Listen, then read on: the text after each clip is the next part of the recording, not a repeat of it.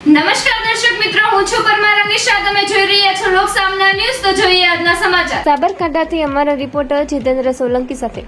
સાબરકાંઠા જિલ્લા જે એક સમયે બાગાયતી ખેતીનું હબ ગણાતો હતો, ત્યાં આજે ખેડૂતોના ચહેરા પર ચિંતાની લકીરો સ્પષ્ટ દેખાઈ રહી છે. જિલ્લામાં આ વર્ષે અંદાજે 13,000 હેક્ટર જેટલા વિશાળ વિસ્તારમાં ટેટીનું વાવેતર કરવામાં આવ્યું હતું.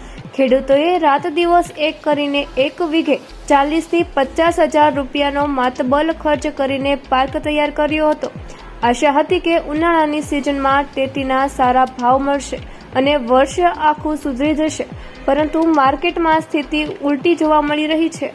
અન્ય રાજ્યોમાંથી મોટી માત્રામાં ટેટીની આયાત થતાં સ્થાનિક ખેડૂતોને માત્ર 17 થી 19 રૂપિયા જેટલા મામૂલી ભાવ મળી રહ્યો છે. આ ભાવમાં તો ખેતીનો ખર્ચ કાઢવો પણ ખેડૂતો માટે મુશ્કેલ બની ગયો છે.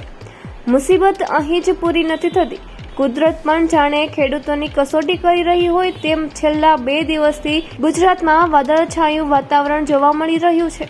કસોમી માહોલ અને ભેજવાળા વાતાવરણને કારણે ટેટીના પાકમાં વિવિધ રોગચાળાની એન્ટ્રી થઈ ચૂકી છે. આ રોગને કારણે ફળ અને વેલને નુકસાન પહોંચતા ઉત્પાદક પર સીધી અસર પડી રહી છે. એટલે કે એક બાજુ બજારમાં ઓછા ભાવનો આર્થિક ફટકો અને બીજી બાજુ કુદરતી પ્રકોપને કારણે ઘટતું ઉત્પાદન. આમ સાબરકાંઠાના ખેડૂતો અત્યારે બેવડા માર નીચે દબાયા છે. દેવું કરીને ખેતી કરનાર ખેડૂતો હવે સરકાર પાસે કોઈ આશાની મીટ માંડી રહ્યા છે. આમ પરંપરાગત ખેતી છોડી બાગાયતી તરફ વળેલા ખેડૂતોની હાલત અત્યારે સૂડી વચ્ચે સોપારી જેવી થઈ છે. મોંઘા બિયારણ, મજૂરી અને ખાતરનો ખર્ચ પણ ન નીકળતા જગતનો તાત આજે લાચાર બન્યો છે.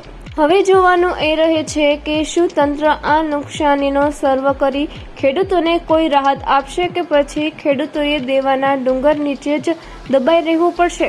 તો ફરી મળીશું એક નવા સમાચાર સાથે. ત્યાં સુધી જોતા રહો લોક સામના ન્યૂઝ.